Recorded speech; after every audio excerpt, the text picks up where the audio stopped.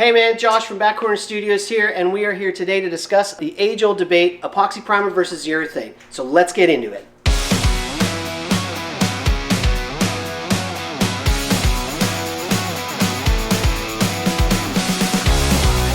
Okay, epoxy, urethane. When should you use them and why? First up, epoxy. So 3 or 4 main points or main applications for epoxy. It is really good for bare metal. It is a non-porous liquid, so what that means is it's not going to absorb any moistures and stuff, and it's great for corrosion and sealing that up. Typically with an epoxy, it is a one-coat application, and and they are a lot harder to sand. That's why epoxies are great for base layers and when you're starting your project from bare metal. That's where they excel. Urethane primers.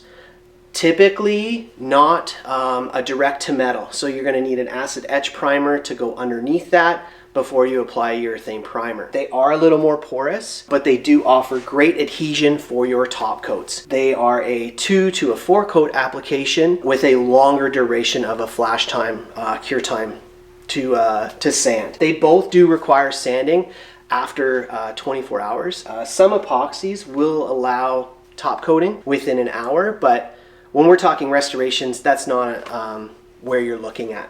We use them in totally different applications in our shop here at Back Corner Studios.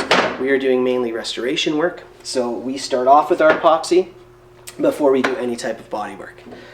Once our body work is complete, we'll move into the urethane primer. So that's how we're using our epoxy and our urethanes, okay? That's the main differences. So there's not a real fight between these two products. They're actually a great duo in this restoration world. Another one here, we've got a polyester primer. So polyester primer. This is another one that 2 to 3 coat application, similar to a urethane, but we are going to get probably 6/1000 of an inch of film build for that. So this is going to do a lot of that heavy lifting. So that's another polyester primers. It essentially is sprayable body filler, but it is in a liquid form so that we can actually put it in a gun and spray it.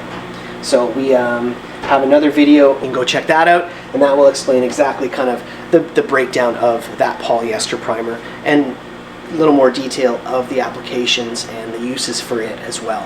They are very good products in aerosol cans, but they are so misused and there's so much misinformation about these things out there. So just please be careful whenever you're going to go. We will get into more of the nuts and bolts and the breakdown of all these, because everything says epoxy or 1K or 2K or whatever. So we'll just be cautious when you're getting into those. If you do have any questions, you can drop those in the comments about aerosols. We have another video that we've done exclusively about all the differences, so you can go and check that out too.